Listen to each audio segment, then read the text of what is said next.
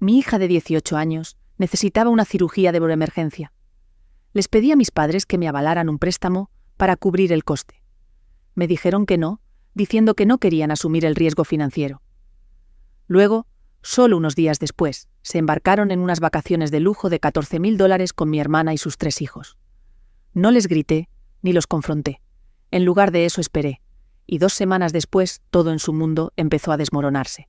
No era la primera vez que pasaba una noche sentada erguida en una silla de plástico duro, pero era la primera vez que lo hacía mientras me fijaba en un soporte de suero, como si mirar fijamente pudiera hacer que los minutos pasaran más rápido.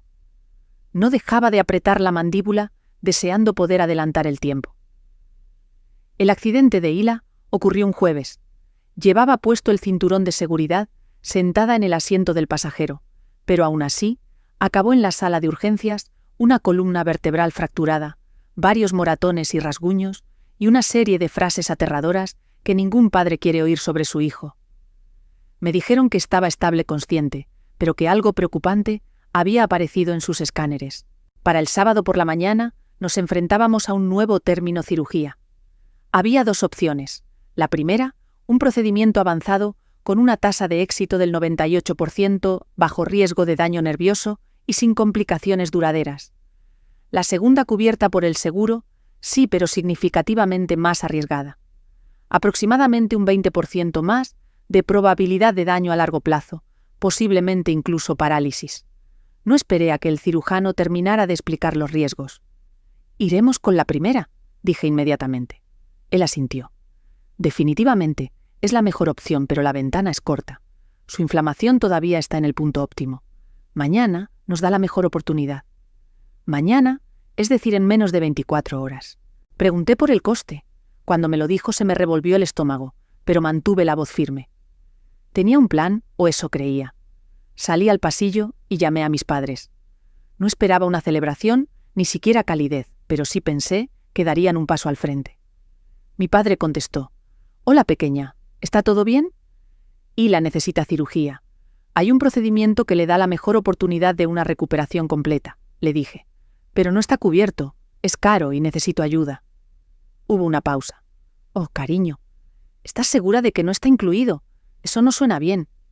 «Estoy segura», respondí. «Lo he revisado con el personal del hospital. Hay una alternativa más barata, sí, pero conlleva mucho más riesgo, significativamente más». Entonces la voz de mi madre se escuchó claramente por el altavoz. «¿Has verificado 2 veces con el seguro? A veces dicen que no al principio, pero si insistes...» «Mamá, esto no es un error», la interrumpí. «El mejor procedimiento es más nuevo y no está en su lista aprobada. Tengo que pagar la diferencia de mi bolsillo». No dijeron nada. «No les pido que vacíen sus ahorros», añadí. «Solo que ayuden a cubrir la diferencia para que podamos reservar la cirugía para el final del día. Están listos para operar mañana». Más silencio. Luego mi padre tosió y habló.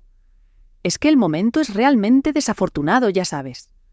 Mi madre continuó sonando suave y razonable. «¿Sabes que nos vamos el lunes? Ese resort no permite cancelaciones pasados los 7 días. Las vacaciones en el resort de $14,000. Esas mismas». Ella dejó escapar un suspiro silencioso. «Es algo familiar. Ya se lo prometimos a los niños, y tu hermana Ata ha estado esperando esto durante meses. Y la podría acabar paralizada», dije. Mi padre respondió: «Eso no es justo. Nos estás poniendo en una posición imposible. ¿No es que no nos importe?» «Pues parece que no. No somos médicos», continuó él. «Quizás la opción menos costosa es perfectamente adecuada. Si el seguro la cubre, quizás sea una señal de que es suficientemente buena.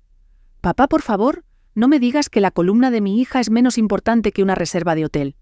Solo digo que a veces intentan meterte estos procedimientos caros. Quiero decir, ¿estás absolutamente segura de que no es una de esas cosas en las que los hospitales te intentan vender algo más caro?» «No estoy comprando una garantía extendida», espeté. «Es su columna vertebral». Mi madre bajó la voz.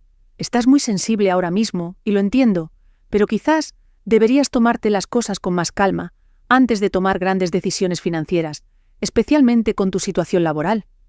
Tengo 2 trabajos, siempre he pagado mis facturas, he ayudado a pagar las vuestras». «Eso no es justo», dijo ella sonando dolida. «Tú elegiste hacer eso». «Lo elegí porque pensé que haríais lo mismo por mí». «Bueno, si tuviéramos más tiempo para planificar». No hay tiempo. Otro silencio. Ya veo, dije. Así que la respuesta es no. Es que no podemos, dijo mi madre suavemente. No estamos en posición de asumir un golpe financiero de ese tipo ahora mismo. Entendido. Colgué. No lloré. Me senté en el banco fuera del hospital y por un minuto me quedé mirando a una paloma que cojeaba por la acera. Recuerdo que me pregunté si tendría nombre, si tendría padres, si sus padres habrían pagado la cirugía si pudieran. Luego me levanté, volví a entrar y abrí mi portátil. El formulario de préstamo de emergencia no era difícil, solo largo. Haz clic aquí si aceptas la tasa de interés. Haz clic aquí si aceptas los términos. Haz clic aquí si te has quedado sin opciones. Lo envié y esperé. Aprobado, pero solo parcialmente. Sin una balista me darían aproximadamente un tercio de lo que necesitaba. Así que hice algo que me prometí a mí misma que no volvería a hacer. Volví a llamar a mis padres. Esta vez mi padre contestó solo. «Hola, soy yo», dije. «Encontré un préstamo, pero necesito una balista para desbloquear el importe total. No tendríais que pagar ni un céntimo. Yo me encargaría de todo». Otra pausa. Eran muy aficionados a las pausas. «Mira, tu madre y yo hemos hablado. No nos sentimos cómodos poniendo nuestros nombres en ningún papel financiero, ahora mismo, especialmente con toda la incertidumbre de estos días». «¿Te refieres a la incertidumbre como la médula espinal de tu nieta?» «No es tan simple». «¿No lo es?» «He tenido robos de identidad en el pasado», añadió. «Nunca se sabe con los prestamistas en línea». «Es un banco», dije rotundamente. «Lo siento», dijo. «De verdad que lo siento». Asentí aunque no podía verme. «Gracias de todos modos». Volví a colgar. Esta vez no me senté porque algo dentro de mí había cambiado. Ya no era solo una madre en crisis. Era una mujer sin nada que perder y con una hija que proteger. ¿Conoces ese momento en que todo encaja? Cuando de repente todas las pequeñas cosas extrañas de tu pasado se alinean como piezas de un rompecabezas y la imagen que has estado evitando finalmente te mira a la cara. Sí, esa era yo, en la sala de espera del hospital, funcionando con café de máquina expendedora y furia, dándome cuenta de que mis padres eran exactamente quienes siempre habían sido. Simplemente no había querido creerlo. Solía decirle a la gente que tenía una familia normal. No perfecta, no dramática, solo normal. Ya sabes, de clase media emocionalmente reprimidos, aficionados a las vacaciones baratas y a la agresión pasiva. Teníamos muchas reglas mientras crecíamos. No contestes, no llores en público, no esperes elogios por hacer lo correcto. Esa última era una de sus favoritas. Mi padre decía, no te dan un trofeo por ser decente. Lo cual es irónico, viniendo de un hombre que una vez me llamó, sollozando porque su filete estaba demasiado hecho en el Día del Padre. Fui la primogénita a la prueba piloto esencialmente. Mi hermana Megan llegó 2 años después, y desde ese momento sentí que me convertí en un ruido de fondo ante su presencia que acaparaba toda la atención. Ella tuvo la ropa nueva, los juguetes mejorados. Cuando pregunté por qué ella terminaba con la Barbie impecable, mientras que a la mía le faltaba un pie, mamá se encogió de hombros y dijo, «Bueno, ahora estamos en una mejor situación financiera». Como si 2 años de alguna manera hicieran la diferencia de una generación, y a medida que crecimos, el favoritismo solo se hizo más pronunciado. Megan tuvo clases particulares de baile y una fiesta de 16 años en toda regla. Yo recibí una charla sobre gratitud y un cupcake de la gasolinera. Aún así no protesté. Me dije a mí misma que quizás las finanzas realmente habían mejorado. Quizás. Así es como funciona crecer. Quizás algunos de nosotros estamos destinados a sentarnos en silencio al margen, mientras a nuestros hermanos les entregan la versión de lujo de la infancia. Luego a los 20 me quedé embarazada, y de repente no era solo un personaje secundario pasado por alto, era el cuento con moraleja. Mi novio de entonces, el padre de Hila, fue un error que corregí rápido, verbalmente abusivo, manipulador y roto de más maneras de las que se pueden contar. Cuando finalmente lo dejé ingenuamente, pensé que mis padres podrían decir algo como «Estamos orgullosos de ti por defenderte». En cambio, mamá me preguntó si planeaba volver a casa. Cuando dije que no, pareció visiblemente aliviada. No ofrecieron ninguna ayuda ni una sola vez, ni cuidar de la niña, ni preguntas sobre cómo lo estaba llevando o si dormía algo. Se mantuvieron al margen, tratándome como si los hubiera humillado frente a gente que ni siquiera estaba mirando. Trabajaba en recursos humanos durante la semana y daba coaching a clientes los fines de semana. Hila a menudo me acompañaba a los seminarios coloreando en silencio en la parte de atrás de la sala. Nunca se quejó, ni una sola vez preguntó por qué la abuela nunca llamaba. Creo que entendió desde el principio que el amor en nuestra familia venía con condiciones y que ella no era la favorita. Así que me las arreglé. Nunca les pedí dinero, ni cuando el alquiler subió, ni cuando Hila necesitó aparatos de ortodoncia, ni siquiera durante la gripe que me dejó tan mal que pensé que estaba alucinando con mi propio buzón de voz. Y luego con el tiempo los papeles se invirtieron. Después de jubilarse, mis padres se mudaron a un apartamento más pequeño con un jacuzzi en la azotea. Papá dijo que le ayudaba con su dolor de espalda. Mamá dijo que la iluminación del baño de invitados en la casa antigua no era favorecedora. Empecé a ayudar con los gastos en silencio. Unos cientos por aquí, un complemento a la hipoteca por allá. Nunca lo registré. Pensé que eso es lo que se hace por la familia. Eso es lo que ellos habrían hecho por mí, ¿verdad? Equivocada.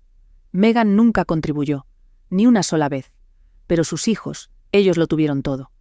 Portátiles vacaciones de esquí, una cama elástica enterrada en su patio trasero. No tengo idea de quién necesita realmente una cama elástica enterrada en la tierra, pero ellos tenían una. Luego falleció mi abuela. Margaret era diferente, inteligente, directa y ligeramente intimidante, especialmente en cómo podía calcular el interés compuesto sin sudar. Ella e Hila eran cercanas. Pasaban horas unidas por planes de inversión como si fuera una especie de versión de Monopoly para contables. Nunca lo entendí del todo, pero estaba agradecida de que tuvieran esa relación. Alguien que reconocía lo brillante que era Hila. Cuando la abuela murió, asumí que todo se lo habían dejado a mis padres. Se comportaron como si así fuera. Sin discusión sobre un testamento, sin reunión familiar, solo un vago, ya está todo arreglado. Y de repente estaban nadando en dinero. Viajes a Grecia, bolsos de lujo. A los hijos de Megan les regalaron un coche, uno nuevo, no un vehículo para empezar, un elegante SUV, con un lazo gigante encima como sacado de un anuncio. Fue entonces cuando dejé de ayudarles económicamente. Parecía innecesario, pero no dije nada. Lo dejé pasar hasta el accidente de Hila, y la llamada que hice desde esa habitación de hospital, hasta que les pedí ayuda, y dijeron que no. Y no solo no. Hicieron que sonara como si yo fuera el problema, como si estuviera siendo impulsiva, como si elegir la cirugía más segura, la que tenía una tasa de éxito real, fuera un capricho financiero salvaje que había ideado entre siestas traumáticas y papeleo. Salí de esa llamada dándome cuenta de algo que debería haber visto hace años. No ayudaron porque no les importaba. No de la manera en que la gente finge que le importa. No de la manera en que se supone que las familias deben hacerlo. Ayudaban cuando les hacía sentir bien, cuando se les podía ver haciéndolo. Cuando Megan publicaba un agradecimiento en línea con emojis brillantes. Pero yo era demasiado autosuficiente, demasiado silenciosa, demasiado reacia a suplicar. E Hila, ella nunca fue realmente suya a sus ojos. No como lo eran los hijos de Megan, no como querían que se viera su legado. Pero ¿sabes qué? Hila no necesita su legado. Tiene el suyo propio, y ellos no están en él. Creo que la peor parte ni siquiera fue el segundo, no. Fue lo que vino después, ese silencio sepulcral, mientras mi madre decía: «Lo siento, cariño, de verdad que lo siento, pero no nos sentimos cómodos vinculando nuestro nombre a algo así». Algo así significaba salvar a su nieta. No grité, no tiré mi teléfono. Simplemente me senté allí mirando al frente como si pudiera invocar dinero con la mente. No recuerdo cuánto tiempo me quedé congelada así, pero en algún momento dejé de respirar a través del dolor y comencé a respirar a través de la rabia. Había hecho todo bien, trabajé, ahorré, les ayudé cuando lo necesitaron. No pedí nada, y cuando pedí una cosa, solo una firma, de repente no podían correr un riesgo, pero sí podían llevar a 3 niños a un resort, todo incluido, donde las toallas probablemente tenían su propio mayordomo. Bien, querían que fuera la hija silenciosa, y capaz la que no monta una escena. Hoy no. Esa tarde abrí mi teléfono, pasé de largo cada número que compartía mi ADN, y empecé a llamar a todos los demás. Empezó con la madre de la amiga de Hila del club de teatro. Hablamos una vez en el intermedio. Ni siquiera sabía si se acordaba de mí. Llamé de todos modos. «Hola, soy Helen, La mamá de Hila. Sí, perdón por llamar de la nada. Está en el hospital, ha habido un accidente. Va a estar bien, pero necesitamos cirugía, la buena. Es cara. Sé que esto es una locura, pero ¿estarías dispuesta a...? Ni siquiera pude terminar la frase antes de que dijera que sí. Y no fue solo ella. Llamé a una maestra jubilada que no había visto en años. Se ofreció a enviar lo que pudiera de su pensión. Un tipo con el que trabajé hace 10 años me transfirió $300 con una nota que solo decía «para Hila». No te preocupes por eso. El profesor de violín de Hila compartió la situación en un chat grupal privado. Una mujer que nunca había conocido apareció en el hospital con bocadillos cepillos de dientes y un billete de $50 doblado en una tarjeta de pésame. La gente salió de la nada, no la familia, no la gente que me crió, simplemente todos los demás. Y no fue acogedor, no fue cálido y reconfortante, fue humillante. Lloré en el baño del hospital después de la 5ª llamada. No por el dinero, porque estas no eran personas que me debieran nada. No eran personas por las que me había sacrificado, cubierto facturas o ayudado en sus divorcios. Eran extraños y estaban haciendo más por Hila en una tarde de lo que mis propios padres habían hecho en 18 años. Y esa humillación se convirtió en combustible. Cada llamada era una rebelión, cada petición incómoda, cada aliento avergonzado. Era desafío. Querían que desapareciera en silencio. No iba a ir a ninguna parte. Empecé a llevar una hoja de cálculo, mitad para rastrear lo que devolvería, mitad para evitar desmoronarme. Cada nombre era un pequeño dedo medio para la gente que dijo que no. Entonces se abrió la puerta, y la mejor amiga de Hila entró con su madre. Su madre no dijo una palabra, solo me entregó una tarjeta de crédito y dijo: «Límite de $20.000. Usa lo que necesites». Empecé a temblar. Intenté devolvérsela, balbuceando algo sobre intereses y plazos de pago y límites morales. Me interrumpió. «Eres una buena madre», dijo. «Deja que la gente sea buena contigo». Ni siquiera sabía cómo procesar eso, pero no estaba equivocada. La cirugía se pagó por completo, a tiempo en efectivo. Firmé los formularios de consentimiento con un bolígrafo prestado y una mano temblorosa. Hila entró en cirugía con el mejor equipo, las mejores probabilidades y la mejor oportunidad. Y aún así, ni una palabra de mis padres, excepto, por supuesto, cuando se enteraron de que la gente estaba hablando. Porque verás, algunas de las personas a las que llamé conocían a mis padres, habían visto las fotos de Facebook, el crucero, los trajes a juego, la mejora a una suite de lujo. Y cuando se corrió la voz de que esas mismas personas se negaron a ayudar a su nieta a obtener una cirugía que le salvaría la vida, digamos que los susurros se hicieron fuertes. «No, yo no publiqué nada, pero alguien lo hizo». No sé quién. Quizás la amiga de Hila, quizás un vecino, quizás el propio Karma. Todo lo que sé es que 3 días después mi madre me llamó 6 veces seguidas. Sin mensaje de voz, solo timbres interminables. Mi padre me envió un mensaje de texto: «Llámanos inmediatamente». No los dejé. Los dejé cocerse en su propio jugo, los dejé sudar. Tenía cosas más importantes en las que concentrarme, como mantener a Hila viva y erguida. Y fue entonces cuando llegó la otra llamada. No de un padre, no de un amigo, de un abogado. Una voz que no había escuchado en años. Amistosa, familiar. «Hola, Helen, soy Greg, el abogado de Margaret. Me enteré de lo de Hila. Lo siento mucho, pero ¿puedo preguntarte algo?»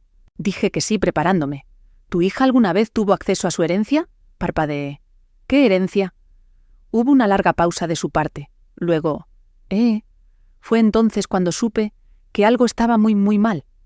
Todavía no lo sabía, pero esa llamada fue la grieta que lo abrió todo. Y lo que encontré debajo me hizo darme cuenta de que mis padres no solo me habían fallado, habían traicionado a mi hija de la peor manera imaginable. 2 semanas después de la cirugía, me paré al otro lado de la calle de la casa de mis padres, sosteniendo el sobre que arruinaría su semana y quizás sus vidas. Era temprano en la tarde. El sol estaba lo suficientemente bajo como para cegarme a través del parabrisas, pero no bajé el parasol. Me gustaba el escozor en mis ojos. Me impedía pensar demasiado, o quizás solo me distraía de la náusea de bajo grado que se había instalado permanentemente en mi estómago desde la llamada con Greg. Se esperaba que regresaran de su crucero ese día, una escapada costera refinada, de 11 días con servicio de mayordomo y catas de vino al atardecer. Rastré el vuelo de regreso como si fuera un lanzamiento de la NASA. Hila estaba sentada a mi lado en el asiento del pasajero, sus piernas todavía con aparatos ortopédicos auriculares puestos y desplazándose por algo sin sentido. No hizo preguntas. Sabía por qué estábamos allí. «No quiero hablar con ellos», dijo. «No tendrás que hacerlo», respondí. Ella asintió, luego murmuró, «Bien», y volvió a lo que estaba viendo. 10 minutos después su coche apareció. Mi madre salió con un vestido de resort blanco y vaporoso, de esos que gritan «Yo veraneo mejor que tú». Mi padre la siguió tirando de una maleta que probablemente costaba más que nuestra nevera. Ninguno de los dos nos vio hasta que abrí mi puerta. Mi madre se quedó helada. Crucé la calle con el sobre en la mano, mis tacones crujiendo en su perfecto camino de grava. «¿Qué es esto?», preguntó ya cautelosa. Sonreí, pero no fue del tipo que llega a los ojos. «Ha sido notificada». Ella me miró fijamente. Mi padre, que había estado jugueteando con la cerradura del maletero, levantó la vista y sus ojos se posaron en el sobre. «Estás bromeando», dijo, pero su voz se quebró a mitad de la frase. No dije nada más, simplemente me di la vuelta y regresé al coche. Detrás de mí, escuché a mi madre gritar mi nombre. Mi padre también dijo algo. Creo que fue «espera» o «no tienes que hacer esto». Pero sí, tenía que hacerlo. La primera llamada telefónica con Greg se reproducía en mi mente como un mensaje de voz del infierno. «¿Qué quieres decir con que Hila no recibió la herencia?», había preguntado él, como si le acabara de decir que el sol había dejado de funcionar. «Quiero decir», dije, «mis padres se quedaron con todo. La casa, las acciones, la colección de monedas antiguas que a nadie le gustaba, pero que la abuela juraba que valdría algo». Greg guardó silencio por un momento. «¿Helen? Eso no tiene sentido. Margaret se lo dejó todo a Hila. Lo sé. Yo redacté el testamento». Me quedé allí agarrando mi teléfono, como si pudiera convertirse en cenizas. «¿Qué?», finalmente dije. «Estaba todo en un fideicomiso. Tus padres solo eran los fideicomisarios. Se suponía que se le entregaría a Hila cuando cumpliera 18. Cumplió 18 hace meses». Greg maldijo por lo bajo. «Nunca notificaron al banco, nunca presentaron los documentos de transferencia, nada. Entonces simplemente se lo quedaron». «Sí», dijo él. «Eso no es solo poco ético, es un robo. Es una adulta legal. Ese dinero nunca fue suyo». Y fue entonces cuando la imagen finalmente cobró sentido, todo ello. Los viajes, la remodelación de la nueva cocina, la forma en que de repente habían dejado de necesitar ayuda con la hipoteca. La forma en que habían empezado a malcriar a los hijos de mi hermana como si fueran de la realeza. No solo habían fallado en ayudar a Hila, usaron su dinero para comprarse una vida mejor, y nunca dijeron una palabra. Esa noche le conté todo a Hila. Esperaba lágrimas, o rabia, o incredulidad. Lo que obtuve fue peor. Silencio. Escuchó con los brazos cruzados, el rostro en blanco, como si le hubiera provocado un cortocircuito en su capacidad de sentir algo. «Dijeron que me querían», dijo finalmente con la voz plana. «Todas esas cenas de domingo, los libros que me dio la abuela, el tonto juego de matemáticas al que solía jugar». «Lo sé», susurré. «Ni siquiera me dijeron que lo habían tomado». Asentí. No confiaba en mí misma para hablar. Miró su regazo, sacó un hilo suelto de su sudadera. «¿Podemos hacer algo?», preguntó. «Sí», dije. «Podemos». Llamé a Greg a la mañana siguiente. Nos guió a través de todo. Habría papeleo, procedimientos, quizás, incluso un juicio. Y la escuchó atentamente. «Lo quiero de vuelta», dijo. «Lo tendrás», prometió Greg. «Y quiero que respondan por ello».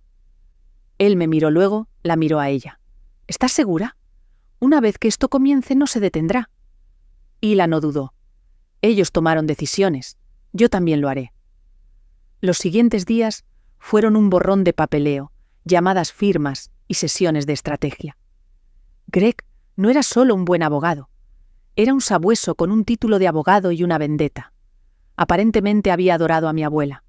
Se metieron con la chica equivocada, me dijo una vez con los ojos entrecerrados. Me costó todo no llorar en ese momento, porque por primera vez en semanas alguien veía a Hila como algo más que un problema a ignorar. La veía como alguien por quien valía la pena luchar.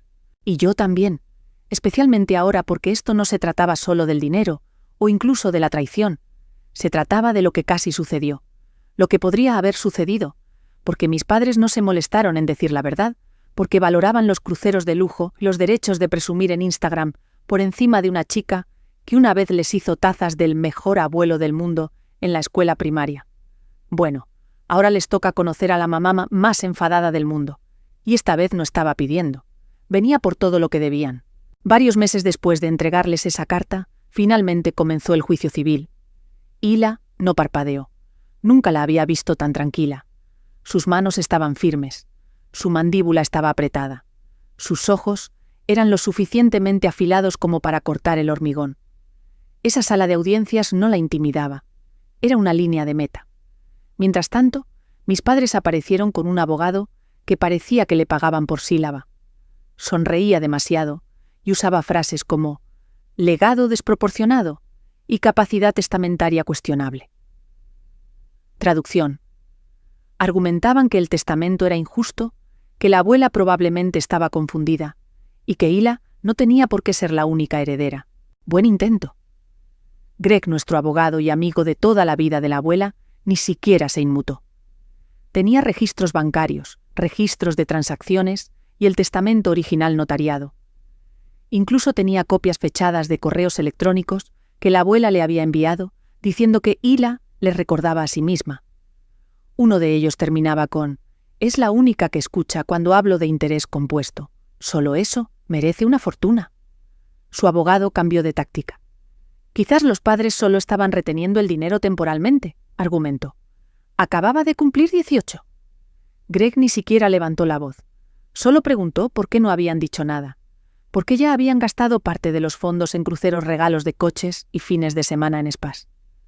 ¿Por qué no había ningún registro de ningún intento de transferir el dinero a Hila, o incluso de informarle de que existía?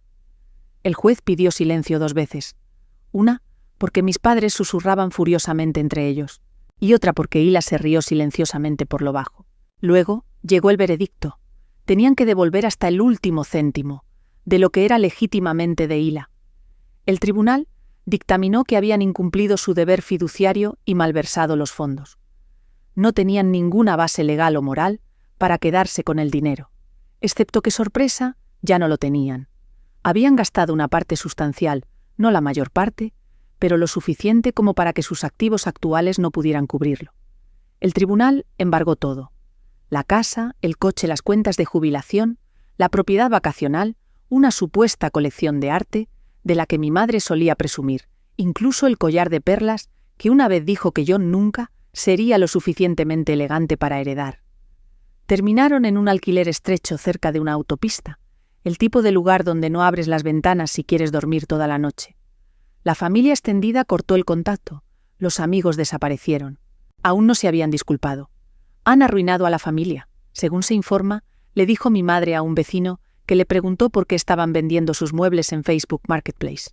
Hila estuvo callada después, no celebrando, solo clara resuelta. «No solo robaron dinero», dijo una noche mirando la pared, como si también la hubiera traicionado. «Arriesgaron mi vida y todavía actúan como si yo fuera la que debería superarlo». No discutí. Tenía razón. Una semana después le dio luz verde a Greg para proceder con los cargos penales. Él asintió una sola vez. «No será fácil», dijo. «Ya he recorrido caminos más difíciles», respondió Hila.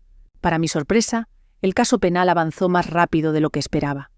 Quizás ganó impulso porque alguien filtró parte del resumen del caso civil y los medios de comunicación se aferraron a él. O quizás al fiscal de distrito realmente le importaba. O tal vez fue solo una rara semana en la que la justicia estaba de buen humor. Su nuevo abogado no fue menos dramático que el anterior, ruidoso, caro y cada vez más frenético. Me pregunté cómo se lo estaban pagando. Apuntaron con el dedo en todas las direcciones a la abuela, al sistema financiero, al banco, a las presiones de la jubilación. En un momento dado, incluso intentaron la defensa de «pensamos que lo malgastaría», lo que provocó un muy visible giro de ojos del juez. El veredicto llegó. Culpables: robo financiero, incumplimiento del deber fiduciario, engaño que involucra a un heredero ilegal. Debido a su edad y al hecho de que el delito no fue violento, el juez los sentenció a 1 año de libertad condicional y servicio comunitario. En lugar de disfrutar de atardeceres en Santorini, ahora recogían basura y organizaban documentos en las oficinas de la ciudad. Las fotos llegaron a Internet, mi madre con un chaleco naranja neón, frunciendo el ceño a un envoltorio de comida rápida, como si la hubiera insultado personalmente. Mi padre indefenso, con una escoba en la mano. No compartimos las imágenes, pero ciertamente las vimos. Luego Greg llamó de nuevo. ¿Estás sentada?, preguntó. Resulta que mis padres habían intentado mover una suma significativa de cuentas que no habían revelado durante el caso civil, canalizando el dinero a una plataforma offshore a nombre de mi tía. Había un rastro digital que conducía directamente a ellos. Es una clara violación de la orden judicial, dijo Greg. Vamos a presentar una nueva demanda. El segundo juicio no se alargó. Fraude, intención de ocultar activos, intento de evitar el pago. Esta vez, vinieron al tribunal vestidos con la misma ropa que usaban para el servicio comunitario.